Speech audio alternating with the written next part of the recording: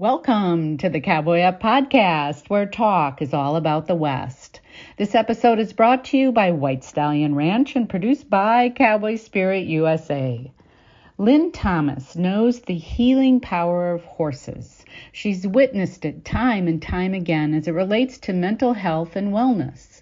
The co-founder of two nonprofits that promote the welfare of horses and humans, Lynn joins Russell and Alan to share what her profound work is all about.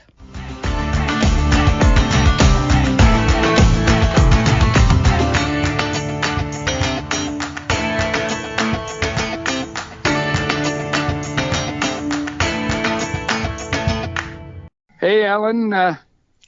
2 weeks ago, I was in Tombstone pushing cows. I was at the Southern Cross Dude Ranch in Georgia last week. I don't go anywhere ever, and now I'm in the San Antonio Convention Center for IPW, which is the largest international travel show in the U.S. They've gotten back to about 5,000 people attending this year, so it's sort of pre-virus levels. So can't wait to get home, though. I'm ready to be at the ranch for a while. We're trying our best to hold down the fort for you while you're not here. Yeah, that's what I'm afraid of, that I'll come home and find out it's better without me. Think not. Well, of course, we've done a lot of episodes on how horses help people heal emotionally, and whether it's PTSD or depression, low self-esteem. We've talked about how horses and dogs have that unique interaction with humans, and horses just seem to really fill that role so well.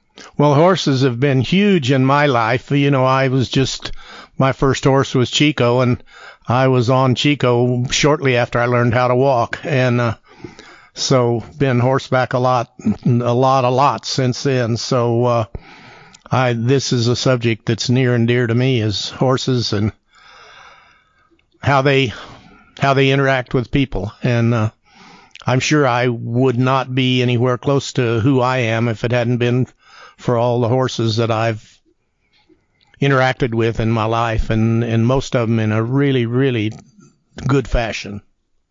Yeah.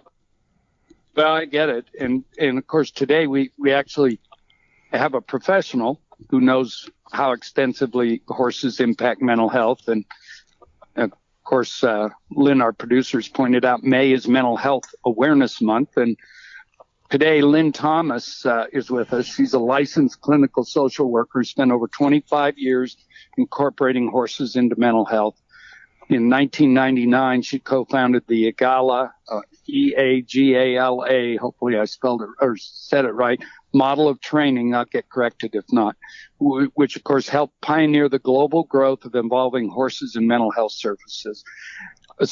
And in 2021, co-founded two new organizations, Arenas for Change, ARCH, good acronym, a professional learning community, and Horses for Mental Health. That's a nonprofit organization created to increase awareness of the role horses play in mental health and well-being. Its campaign, Seen Through Horses, brings together organizations, celebrities, businesses, legislators, and of course those individuals with passion to do this, to work collaboratively each May to expand the role horses play in mental health and well-being. And today, Lynn joins us from Park City, Utah, a good place to be. Welcome, Lynn. Yeah, thank you. Thank you, Russell. Thank you, Alan. Well, our pleasure. Give us a little background. How did you get into mental health regarding horses, or horses regarding our mental health, or which way is it? Well, yeah, it's always an interesting story because my background has nothing to do with horses. I grew up in the city, had no access to horses at all. And, the most I had is I got to go to a Girl Scout camp, horse camp for 1 week. That was my extent of horses growing up. And so now that I've now spent over the last 25 years with my life devoted to horses, it's kind of an interesting thing that suddenly my life took a new direction I had no anticipation of. And really what happened was I was involved in working with troubled youth and was working in some wilderness therapy programs, and just a big believer in being outside in nature, doing things experientially where you're doing, not just talking, and had the opportunity to get involved with a program that had horses. And that's what introduced me to it. And when I saw the sessions with the horses, I was, wow. I was amazed by what could happen in a 1 hour session with the horses that I hadn't seen in any other setting. So that's kind of started me on this path of, wow, horses are really powerful in helping people transform and change their lives in positive ways. And that then got me into working in other companies and other programs that did this work, and then later starting EGALA back in 1999, which ended up training and certifying professionals globally. And that grew over the 21 years I did that. And then now, as you guys talked about, doing 2 new organizations. And so all about promoting how horses can impact mental health. So that's what I'm doing now. Do you practice with individual people, or just in the overall picture of that? Yeah, I'm mostly doing more of the advocacy side. My life got so busy doing that. So on occasion, I still get to do some retreats and different sessions with people and clients directly, and mostly doing the administrative side of things, which is also not quite as exciting, but also really gratifying, because we are seeing a lot of growth and interest in how horses can impact mental health, including from the world out there that doesn't know anything about horses or nor has ever had an interest in horses. That's who we're hoping to continue to bring into the fold and say, listen, this is a solution. This can help change your life. And we have a mental health crisis. So, I get to do a little bit of both, but I'm mostly on the advocacy administrative side. When go ahead. I'm sorry. Yeah, at White Stallion right now, we have, in fact, we've had Deborah Plum on as a guest, and she has a nonprofit called BCI, and they one of the founders is a I think a clinical psychologist, but I'm not sure but he's definitely qualified, and then they mix it with Mustang interaction and with a professional trainer, and they're at the ranch right now, and these veterans who have, of course, all the issues that we know some veterans can have are really being helped by this program. And of course, as a dude rancher, we're not mental health professionals and maybe need some, but but we see where the horses impact people's life just in the natural interaction.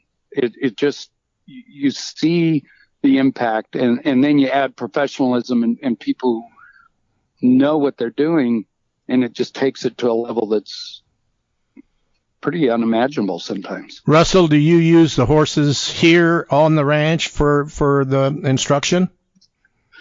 Well, we use our horses in terms of them getting on and doing the riding, but the horses that they do the round pen work and interact with in that sense are Mustangs that are brought in by the trainer. So they get a bit of both. They get to ride them and chase some cows around with us on the more recreational tourism side, and then they get to do the real work with the trained and less trained Mustangs. They bring horses at different levels. And you have some of that going on. You have some of that going on right now here at the ranch? As we speak. Yeah. Absolutely. And do your clients really enjoy that? I mean, is that been something that's good for you? Well, I mean, it's good for us in the sense that it's not for our guests; it's for veterans that are brought in, and it's through a referral network, and it's good for us in that we feel that we're facilitating a little piece of what Lynn is all about, helping people emotionally and mentally through horses. So Anyway. Lynn, what is it that emotes makes people emote and bond to the horses? What do the horses offer? Or what is it chemical? Is it emotional? Why do people respond the way they do to horses? Do you have any idea? Yeah, well, I love that you guys were talking about Mustangs too, because what a great way to incorporate and support and help Mustangs and with people who are struggling as well and with trauma and the trauma that Mustangs go through. So it's such a great connection and a great way to involve Mustangs as well into this type of work. But yeah, I mean, I think it's definitely an emotional connection. I mean, a lot of mental health is impacted and healing comes through relationship, whether it be relationship with others, relationship with ourselves, our beliefs, our society, environment. And so I think as you guys were sharing there, that horses just have a unique way of being in relationship. They're different than, for sure, humans, right? They're different from other animals as well, partly because I think their sensitive nature, like you guys were saying, they are really good at reading their environment and reading people and responding to that. They're not necessarily trying to be our friend. They're just going to be themselves and they're going to respond and react to what's presented to them. And so because of that, we get really good feedback about ourselves. We learn things and they kind of, like we like to say, horses bring out our untold stories. They bring awareness about things about ourselves that maybe other environments, other animals don't do.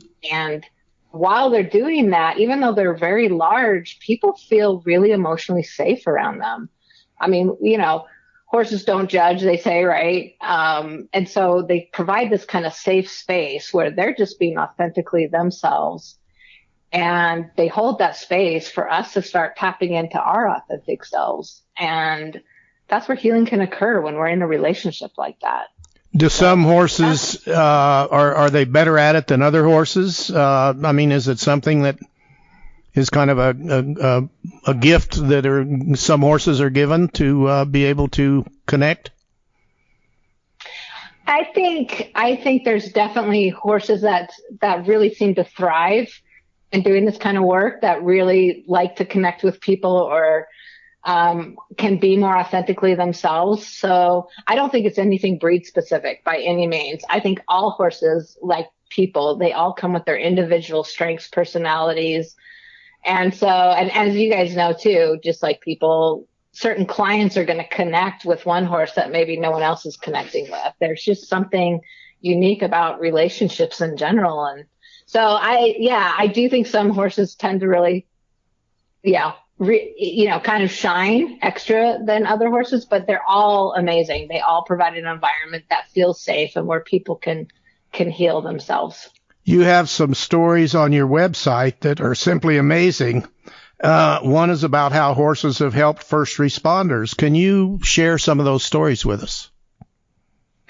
Yeah, I mean, I love, again, the idea of bringing horses into this is that it provides this not only a safe environment, but it can be more engaging. So different populations, different types of clients or people that may not feel as comfortable sitting in an office where you're talking with someone. But when you go into an environment with horses, all of a sudden it just feels more interesting and engaging. And for first responders, law enforcement, firefighters, medical personnel, our military veterans, it just feels like something that's really hands-on and that involves horses. There's research that shows that they stay longer in treatment and get even more from it than maybe some other methods. And so, I got the opportunity to get to work with a paramedic, and he was sharing with me in their area that what used to be, I think it was something like 5,000 calls a year, they were now getting 18 to 20,000 calls a year with the same resources, the same amount of people. The amount of stress that our first responders are going through right now is just outlandish of what they have to deal with. And so to have a space to come to both in nature and around these animals has just been amazing. And one of the things this paramedic told me and explained to me, he goes, it's like when he's on the job, it's like this rubber band and it's getting stretched and stretched. And because of the amount that they have to deal with now they don't get breaks, and it's like it gets stretched and stretched and stretched, where eventually it just snaps, right? And the horses, he said, he feels like when he's around the horses that rubber band kind of gets unstretched again. And it's almost like it prepares him to go back to work for that stretching to happen again. He comes to the horses and all the tension, all the knots that are tied up in his stomach start to get loosened. And so I think it's just a really powerful opportunity for first responders and for anybody to just come out, get that kind of reboot, renew themselves, be able to process through the trauma that they deal with on a day-to-day basis. So this video that we just put out through our campaign that I know we'll talk about here in a bit is kind of demonstrating and showing some of the stories and the trauma that the first responders go through and how the horses have helped them. And what's really exciting is it also shows in the state of Minnesota, some legislators have put forth a bill to fund over $250,000 to fund 1,000 sessions for the first responders. And we're hoping that just continues to replicate throughout all the country, that more and more resources are provided for our first responders to get this kind of support for their well-being, because, everybody wins. Can you share one or two of those stories for us? We're talking big numbers here. Let's get down to individual cases, or can you share one or two of those with us? Well, from the video, people can go check that out on our YouTube channel, Horses for Mental Health YouTube channel. But one of them, for instance, was a firefighter, and he was at the point of actually feeling suicidal from the just ongoing trauma. And he went through with the horses and went through the program. It features a program in Minnesota called Abijah's, and they're doing amazing work. Partnering with racetracks. So they've partnered with the Canterbury racetrack there in Minnesota, where they're doing sessions actually on the backside using retired thoroughbreds and working with these first responders. And so this firefighter shared about, getting to spend that time with the horses. He had no idea he would like or was even interested in horses, but now he knows he loves them, and he credits his time to spending time in relationship and working with the trained facilitators. So these programs also involve trained mental health professionals, trained facilitators to do this kind of work and facilitate it. He's in a totally different place. So that's just to give one example. Well, I think a success in one of your cases would be somebody that is just overwhelmed with the work that's in front of him, and then is able to go back and handle individual cases. Would that be a success story? Yeah, in fact, that's one of the support from the legislators, is because a lot of our first responders are starting to, I shouldn't say a lot, but there's a significant number that are not able to go to work, that they're on disability because of the trauma, because of the mental health issues. And this kind of services with the horses are having an impact on enabling them to go back to work and have that kind of rejuvenation in order to tackle what they get to deal with on a daily basis. So, yeah, absolutely, that's one of the successes that we're seeing. Hey, we're going to have to take a little break right now. We need time for our sponsors to do a little commercial. So we're going to take a little break right here. Greetings, ladies and gentlemen. This is Stan Houston. I'm the one who is fortunate enough to get to put this program together and get it out to you with my company, What It Takes Radio, and the Cowboy Spirit USA. And we've often said that the cowboy spirit is about freedom. A lot of the good things that make the country great, they are very much rooted in what we call the cowboy spirit, and we're going to see if we can do everything we can to preserve the cowboy spirit.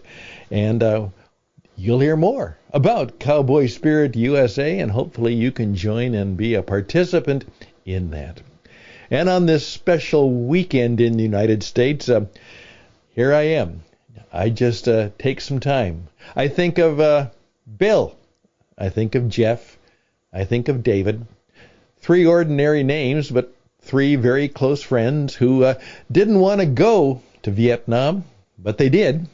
but they didn't come back alive. And so they died for our freedom.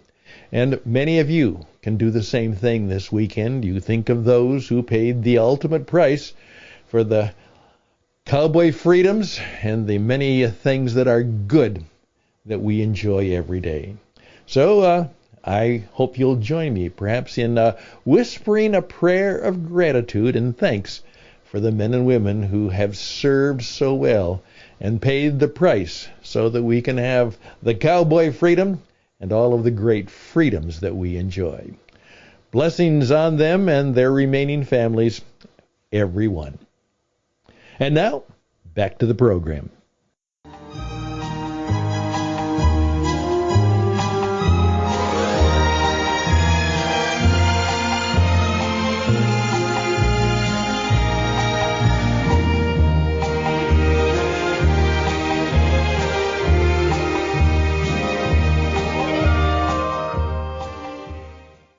So, Lynn, I loved your quote, horses bring out our untold stories. You know, as I said, I've been around, you know, a lot of the horse and human interaction, that whether it was just sort of, what's the new word they love, organic, it just sort of happened, or whether it was, you know, very structured, more along the lines of what you do. Can you tell us a story that sort of reflects that? Horses bring out our untold stories. Yeah. One of our videos that are showing stories of transformation, I'll share that because I think that fits really well with that question. And this was a woman who, in you know, corporate career, doing really well in her corporate career, but completely burned out. I don't know if anybody can relate to that, but just overwhelmed, stressed out, burned out, and just losing her motivation. And so she went to a program where they were doing a personal growth workshop incorporating horses. And in that, they invited people to pick out a horse that represented their dream career. And she picked out this really large draft horse that she said was beautiful, big, strong, and that represented, in her mind, her corporate career. That's where she was focused. She had been rising up in the ladder, and she said, well, her corporate career, that's her dream job. And so this horse ended up representing that, and she was invited to go develop a relationship with that horse. And so she went to go towards that horse, and that horse moved away from her. And she went towards that horse again, moved away. And she spent 35 minutes trying to get close to that horse. That was her corporate career, without any success. And she just finally threw her hands up in the air, was like, oh, you know, I'm frustrated. I'm upset. What is up with this horse? And all of a sudden in this moment, there was a horse behind her, and it nudged her in the back. And she kind of whirled around like, oh, what? There's a horse right behind me. And she had no idea this horse behind her had been following her the whole time. And that horse behind her, I mean, that kind of all of a sudden gave her this recognition of, wait a minute, I've been chasing this corporate career, getting completely burned out. And right behind me, there was this opportunity I didn't even realize was there. And it started in her a recognition of, wait, there was a dream business that she had. She had something she wanted to do that would be meaningful to her, but she had been too scared to go off and do it. And so it kind of brought this awareness where, not just awareness, but she felt it. Like, wait, maybe it's time for me to start nurturing this other dream that I had. And she ended up working on a relationship with that horse, which ended up for her, gave her the courage to start pursuing what really was her dream. So I think it's stuff like that. They do these unique things that you don't expect or anticipate that end up bringing out these insights. And it's not just insights like when you're talking, you feel them. You kind of feel it deep inside in your soul when you're around the horses. So I guess that would be one example of how they can help us bring out untold stories. That's a great story. Let's talk about Arch, Arenas for Change. Can you tell us more about that? Yeah, so we started Arenas for Change, and as you mentioned, ARCH for short, our acronym AR for Arena, CH for Change, which was fun because arches are symbolic of new beginnings. When you walk through the arch, new perspectives and transformation. And so the Arch was founded as a way to train and have a community of professionals who want to do this type of work. And we wanted to have something that was really accessible. So, to get training and learning, we wanted students to be able to access it. We wanted anybody to be access it. And so to get it out there as much as possible. So that's what we're doing with Arch, is really making learning accessible for people who want to start, who are interested. If you're wanting to incorporate your horses for mental health coaching, education type sessions, feel free to check that out. So, and we've been having a lot of fun. It's been growing, and with all the technology out nowadays, it really does help with making learning that is still engaging and interesting, that can be online. And we also do a lot of in-person events and experiences as well. How many centers do you have with horses in residence scattered across the country? How many places do you do your work? Yeah, well, in Arch, I'm going to have to think about that. I think we're at over 100. And then there's other wonderful organizations also providing training out there as well. So, we're into the hundreds of centers. Any state now you can find these kinds of services. And what would they be listed under? If somebody wanted, where would you go on the internet to find one of those centers? Yeah, you can we can talk about our nonprofit horsesformentalhealth.org, and you can get some resources there. You can Google equine assisted services, therapy, counseling, mental health involving horses, any kind of those kind of terms. You'll probably bring up a lot of great possibilities in your area. And just go ahead, Alan. Just an off the cuff question: how many people get referred to you, and how many people on their own come to you and say, I need help, but versus ones that people have a professional say, you need to go get help? Do you have any idea? That's a great question. I don't have any idea on that, but I can say that most of the programs that I talk to are overwhelmed with they have waiting lists. It's the amount of interest is just growing and growing. People are searching for something that can help them in their healing journeys that might be a little different than what they've experienced in traditional mental health services. And so I think it's coming from somewhat referrals of different programs, residential treatment centers, agencies, schools, correctional system. So there definitely is that. And I think individuals seeking these services is what's really been growing. And Lynn, I'm just a dude rancher, but you observe life and you read different news accounts. And what's your estimate of the increase post-virus increase in need for mental health care? It's probably sizable, or no? Yeah, there's a statistic that says that 1 in 4 people experience mental illness and struggles. I like to say that I don't even like to say that statistic, because really, who isn't? Who doesn't know someone or themselves? Mental health is just as much a part of life as physical health. And with what we've been encountering, we've gone through global traumas in a way that is significant. And in fact, I was reading just recently another research statistics that said that our youth, their mental health struggles and youth deaths through overdose, through suicide, has increased 10%. And so I think I've experienced in different ways the struggles that we're having on the mental health side. And it is, they're calling it a crisis. I believe it is a crisis.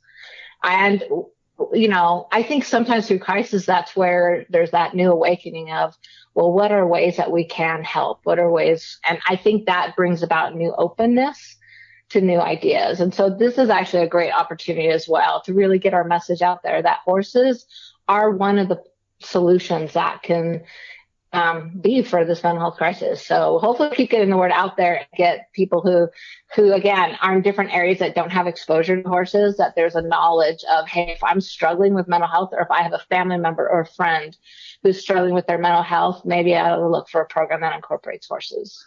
How many? Go ahead. Go ahead, Alan. How many? Well, I was going to say, I'm going to paraphrase you. I'm sorry, Alan. I think you were saying if you use the analogy of physical health versus mental health, there's physical health crises, same for mental health, but that of course, maintaining good health or the effort to do so means some maintenance and all the things that we read about and know about, whether we do them or not. And what you're saying is doing some of these programs could help maintain good mental health. Am I paraphrasing you fairly, or? Yeah, I think that was a great paraphrase. Thanks. Absolutely. I think both for your initial help and then maintenance. Absolutely.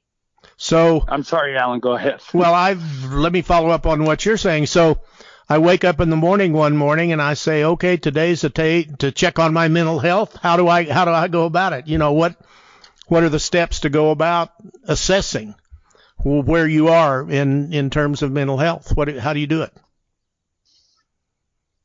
Yeah, I think that's a great question. And that one, I like what you're saying there in the sense that we're mindful about it. Like you said, physical health, to maintain our physical health, we need to exercise. We need to consciously do things to maintain our physical health. And like you're saying there, we need to do that with our mental health too. What is my stress level and what can I be doing to, be more mindful and practice relaxation or address what is causing me stress in my life or address those relationships that I am struggling in.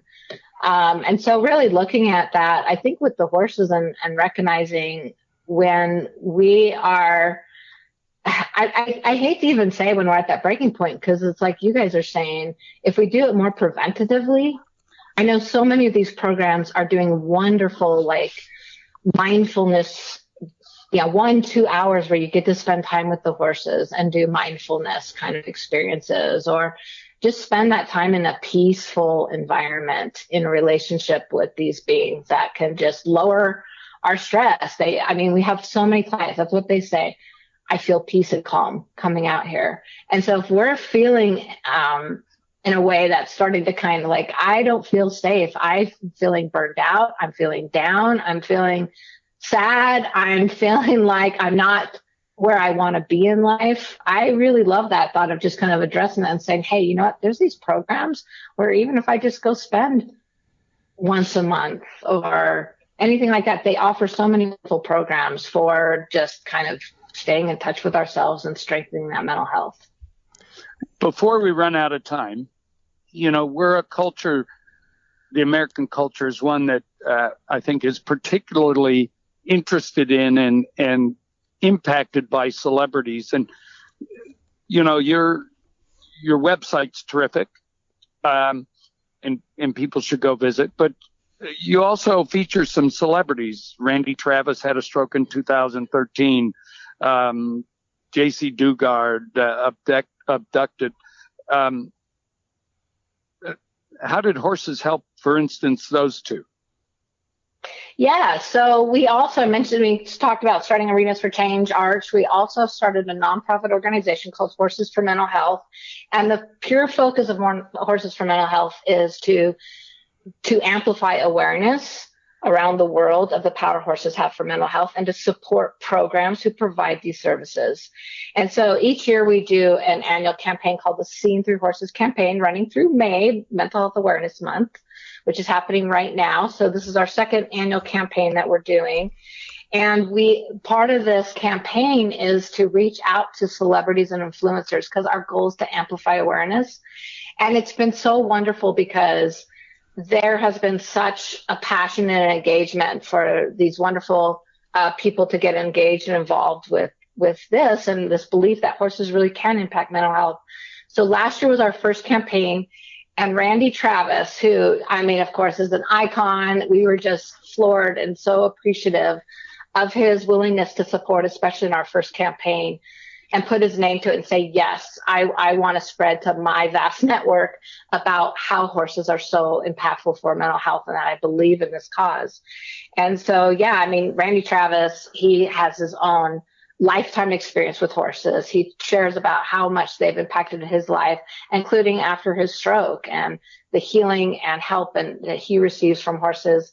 And they gave us permission to put, if you go to our Horses for Mental Health YouTube channel, a wonderful 3-minute clip about Randy Travis's history with horses and how they've impacted him. So it's just a really beautiful story.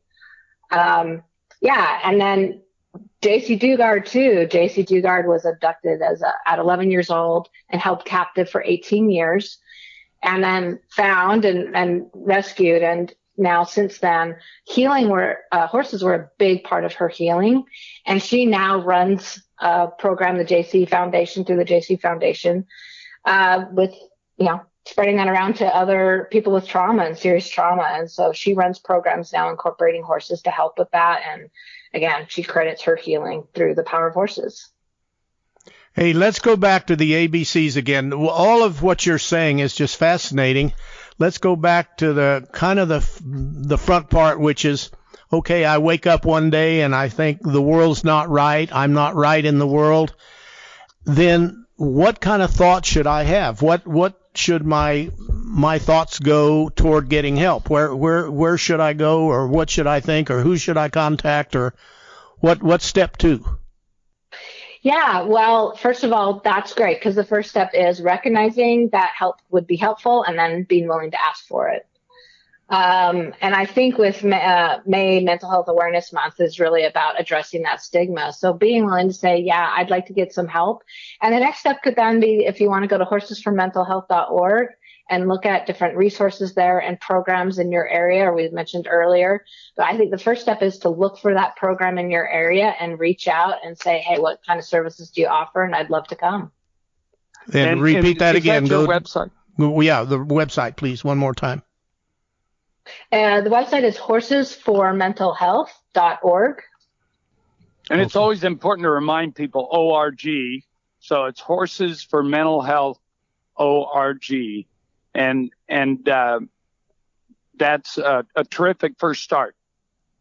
Yeah, absolutely. And again, if you own your own horses too, of course, that's always great to go out. I think people who have horses know that how much horses can help in their daily life. And so that's also wonderful. And it can also be great to go to some people who facilitate that process and help you look at things maybe you aren't seeing, and help guide you through addressing some of as we talked about, the untold stories, the things in our life, the narratives that are maybe impacting us in a way that if we addressed it, we could feel a little healthier in our life and in our relationships. And so I think both having our own horses or reaching out to people who have can facilitate us through a process is really good. Well, Lynn, it's been terrific. Of course, you're preaching to the choir here. We think horses. What is it that everybody's? I think Reagan and Churchill and maybe Teddy Roosevelt are all credited. Maybe they all said it, saying the outside of a horse is good for the inside of a man, or something like that. And so that sort of sums it up. Yeah, absolutely. And appreciate the opportunity to be on here and talk about it, and would love to encourage if anybody would like to join in our Seen Through Horses campaign. It'll be each month. And so we have until May 31st this month as well. And any opportunities to share the videos that we've produced, to share the stories and get the word out there, as well as we have over 55 nonprofit programs providing services to make a donation to. So your donation goes directly to that program. And any way we can every little bit helps and makes a difference in making these services more accessible to everybody. So again, appreciate everybody's support in helping us get the word out there. Thank you so much for your being here on the program today. Yeah, thank you guys. Bye-bye. Bye.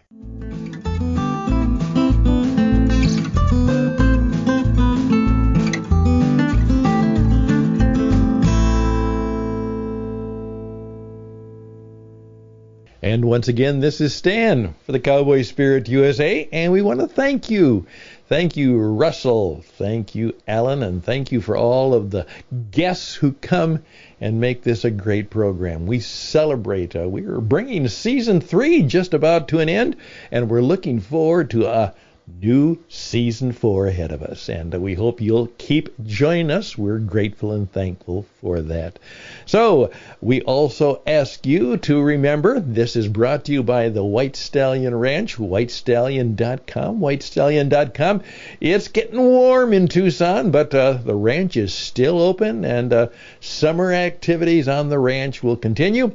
And if it's a little too hot for you, they'll be glad to recommend some wonderful dude ranches that are kind of sister ranches and friends way up in the northern part of the climate where it's a little bit cooler and beautiful. So why don't you reach out to them, and wherever you want to go, to the warm desert of the south or perhaps to the cool mountains of the north, they'll be glad to show you the way to have a real cowboy experience, maybe life-changing experience right here this summer. All the best. Thank you so much for being a part of the Cowboy Up podcast. Thank you, horse lovers and others, for joining us today. Horses are indeed remarkable, as are innovative individuals like Lynn Thomas. A shout out to the remarkable Stan Houston and his production company. Next week, Talk again focuses on horses. This time, yoga on horses, with guest Kathy Woods. Tune in to what is sure to be one fascinating discussion of a very unique topic. Until then, I'm Lynn Weezy Sneed, reminding you to sit tall and ride safe.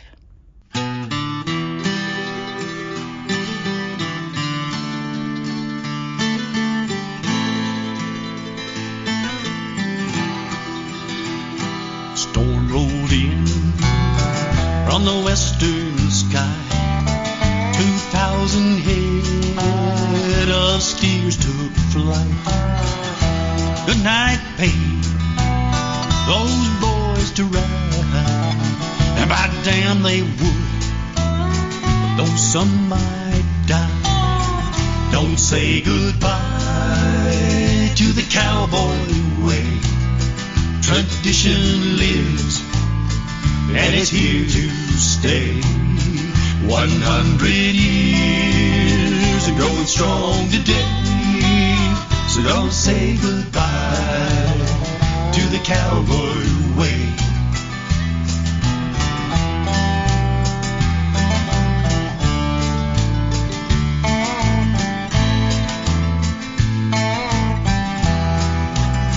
She's 10 years old on a stout bay horse.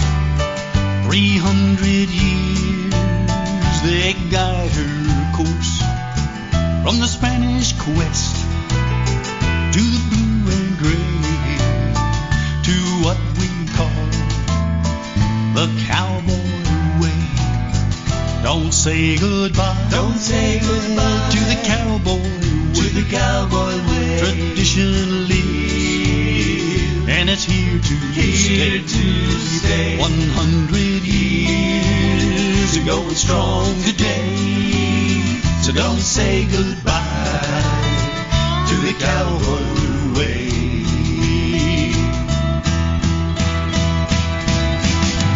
Rawhide and steel, hooves and horns, legacy to the yet unborn. A code that comes from a hard-lived life.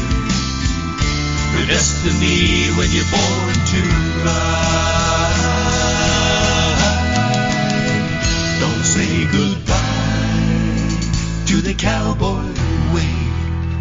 Tradition lives, and it's here to stay. 100 years and growing strong today. So don't say goodbye to the cowboy way.